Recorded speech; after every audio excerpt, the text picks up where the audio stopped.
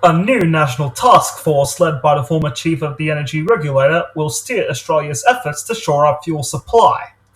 Prime Minister Anthony Albanese says the task force is a sensible measure in the face of global uncertainty sparked by the war in the Middle East, but stresses Australia is well prepared.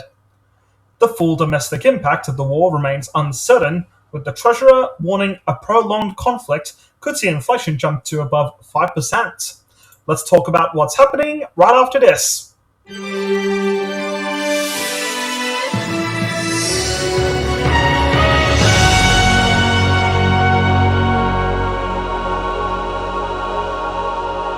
The federal government has established a national fuel supply task force to steer Australia's response to the oil crisis sparked by the war in the Middle East, naming the former head of Australia's energy regulator as its leader.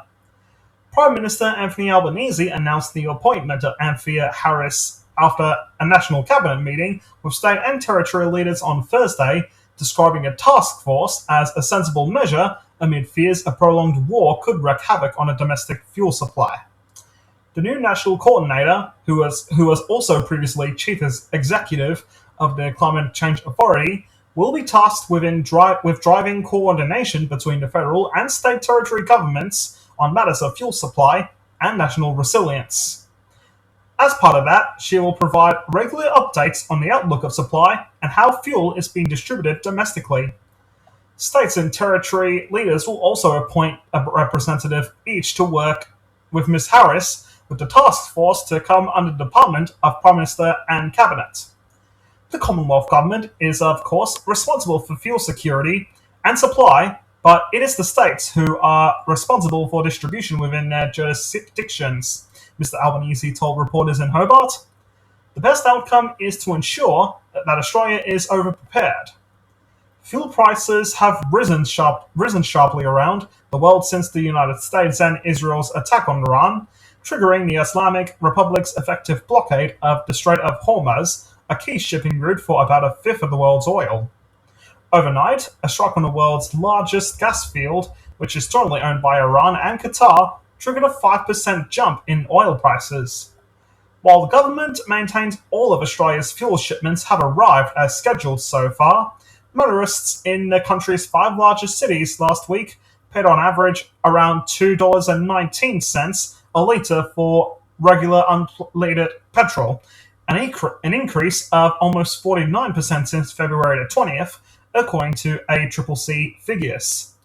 Diesel was more than $2.40 per litre on average. The Prime Minister stressed the shortages currently being felt in regional and rural towns were the result of increased demand rather than supply issues.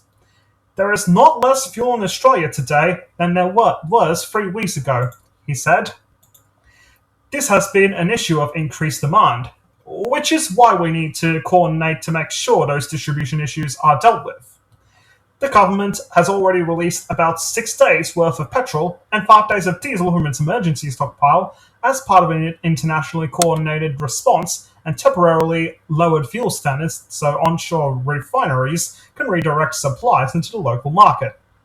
But Labor has been under pressure to do more to shield Australians from the global shocks, as the Treasurer warned that the conflict could push inflation above 5%. Opposition leader Angus Taylor said he supported the National Task Force, but accused the government of not acting soon enough. The task force should be the minister and his team. I'm not against having a task force if that's going to solve the problem, he said. The Prime Minister should step in. I've been saying that for days, because the minister's not doing his job. He failed Australians, and this is a consequence. The consumer watchdog on Thursday revealed it was investigating allegations of anti-competitive conduct in regional and rural Australia by major fuel suppliers Ampol, BP, Mobil, and Viva Energy. ACCC Chair Gina Cass-Gottlieb said the public announcement was an unusual step for the Commission, taken in response to the significance of the issue. Labor plans to introduce legislation in the coming sitting week to double the penalties for petrol companies who engage in false or misleading conduct or cartel behaviour, with maximum fines of $100 million per offence.